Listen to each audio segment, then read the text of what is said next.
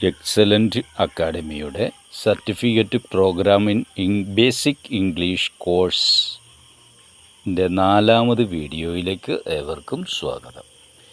ഈ ശ്രേണിയിൽ കഴിഞ്ഞ 3 ക്ലാസ്സുകൾ കഴിഞ്ഞപ്പോൾ 125 പേർ കൃത്യമായി വർക്കുകൾ ഫോളോ ചെയ്ത് ഞങ്ങൾക്ക് അവരുടെ ഹോംവർക്കുകൾ മെസ്സേജ് ചെയ്ത് തരുന്നുണ്ട്. ചിട്ടയായി പഠിക്കുവാനുള്ള അവരുടെ മനസ്സിനെ ഞങ്ങൾ അഭിനന്ദിക്കുന്നു. അതോടൊപ്പം ഒരു കാര്യം കൂടി അറിയിക്കുവാൻ ആഗ്രഹിക്കുന്നു. 125 പേർ ലൈക്കും ഷെയറും സബ്സ്ക്രൈബും ചെയ്തിരുന്നെങ്കിൽ എക്സലൻ്റ് അക്കാദമിയെ സംബന്ധിച്ചിടത്തോളം ഞങ്ങൾക്കത് മുന്നോട്ട് പോകുവാനുള്ള ഒരു പ്രചോദനമായിരുന്നു. പൂർവ്വ വിദ്യാർത്ഥികൾ അടക്കം ഒട്ടേറെ പേരുടെ അഭ്യർത്ഥനയെ മാനിച്ചാണ് ഞങ്ങൾ ഈ വീഡിയോ ചെയ്യുന്നത്. പണം കൊടുത്ത് പഠിക്കുവാൻ കഴിവില്ലാത്ത സമർത്ഥനായ ഒരു വിദ്യാർത്ഥിക്ക് ഇത് ഉപകരിക്കുമെങ്കിൽ ഞങ്ങൾ ധന്യരായി. എല്ലാവരുടെയും പിന്തുണയും പ്രോത്സാഹനവും പ്രതീക്ഷിച്ചുകൊണ്ട് പുതിയ ക്ലാസ്സുകളിലേക്ക് നമുക്ക് കടക്കാം. ഇന്ന് നമ്മളുടെ വിഷയം സെൻറ്റൻസ് എന്നതിനെക്കുറിച്ചാണ്. എന്താണ് സെൻറ്റൻസ്? വാക്കുകളുടെ സമൂഹത്തെ വാക്യം അഥവാ സെൻറ്റൻസ് എന്ന് പറയുന്നു എന്ന് നമുക്കറിയാം. ഇത്തരം വാക്യങ്ങൾക്ക് വ്യക്തവും പൂർണ്ണവുമായ അർത്ഥം ഉണ്ടായിരിക്കും. ഇംഗ്ലീഷിൽ 4 തരം സെൻറ്റൻസുകളുണ്ട്. അതെന്താണ് നമുക്ക് നോക്കാം. അതിനെ നമുക്ക് assertive sentence, interrogative sentence, imperative sentence, exclamatory sentence എന്നിങ്ങനെ 4ആയി തരംതിരിക്കാം.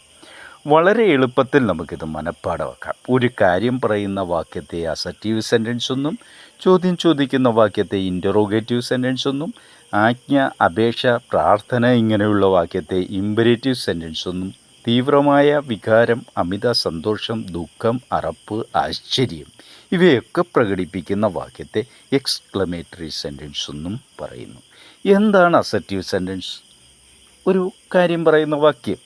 എന്താണ് ഇൻ്ററോഗേറ്റീവ് സെൻറ്റൻസ്? ചോദ്യം ചോദിക്കുന്ന വാക്യം. എന്താണ് ഇമ്പരേറ്റീവ് സെൻറ്റൻസ്? ആജ്ഞയോ അപേക്ഷയോ പ്രാർത്ഥനയോ ഉൾക്കൊള്ളുന്ന വാക്യം. എന്താണ് എക്സ്ക്ലമേറ്ററി സെൻറ്റൻസ്? തീവ്രമായ വികാരം, അമിതമായ സന്തോഷമോ ദുഃഖമോ അറപ്പോ ഐശ്വര്യമോ പ്രകടിപ്പിക്കുന്ന വാക്യം. ഇനി നമുക്ക് ഒരു വാക്യത്തെ ഈ 4 രീതിയിൽ എങ്ങനെ എഴുതാം എന്ന് നോക്കാം. അസർട്ടീവ് സെൻറ്റൻസിൽ അനിത ഈസ് ഡോക്ടർ എന്നെഴുതുമ്പോൾ അത് ഇൻ്ററോഗേറ്റീവ് സെൻറ്റൻസിലേക്ക് വരുമ്പോൾ നമുക്കറിയാം ചോദ്യം ചോദിക്കുന്ന വാക്യമാണെന്ന്. അപ്പോൾ നമ്മൾ ഈസ് അനിത എ ഡോക്ടർ എന്നെഴുതുന്നു.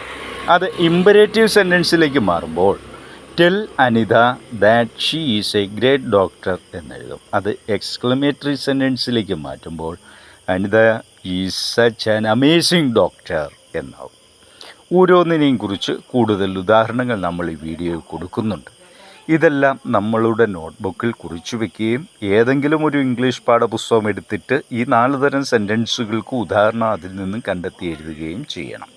അവ ഒരു പേപ്പറിൽ എഴുതി ഞങ്ങൾക്ക് അയച്ചു തരിക. വാട്സാപ്പ് മെസ്സേജ് ലഭിക്കുന്ന മുറയ്ക്ക് തന്നെ അത് തിരിച്ച് മെസ്സേജ് ചെയ്യുന്നതായിരിക്കും. അത് assertive sentence, interrogative sentence, imperative sentence, exclamatory sentence എന്ന് ഹെഡിങ് എഴുതി വേണം ഓരോന്നും എഴുതുവാൻ. ഈ വീഡിയോ എല്ലാവർക്കും ഇഷ്ടപ്പെട്ടു എന്ന് കരുതുന്നു. പെട്ടെന്ന് മനസ്സിലാകുന്ന രീതിയിലാണ് നമ്മൾ വീഡിയോ ചെയ്തിരിക്കുന്നത്. ഒരു സെൻറ്റൻസ് എന്താണ്, അത് എത്ര വിധം, അത് ഏതെല്ലാം, അതിൻ്റെ സ്വഭാവം എന്തെല്ലാം എന്നാണ് നമ്മൾ ഈ വീഡിയോയിൽ പഠിച്ചത്. ഇത് പഠിച്ചതിന് ശേഷം കൂടുതൽ പാഠങ്ങൾ അടുത്ത വീഡിയോകളിൽ കൊടുക്കുന്നതാണ്. തന്നിരിക്കുന്ന പാഠഭാഗങ്ങൾ കൃത്യമായി പഠിക്കുന്നതോടൊപ്പം മുൻ ക്ലാസ്സുകളിലെ നോട്ടുകൾ സമയം കിട്ടുമ്പോഴൊക്കെ മറിച്ചു നോക്കണം എന്നുകൂടി ഓർമ്മിപ്പിച്ചുകൊണ്ട് ഈ വീഡിയോ ഇവിടെ നിർത്തുന്നു. നന്ദി, നമസ്കാരം.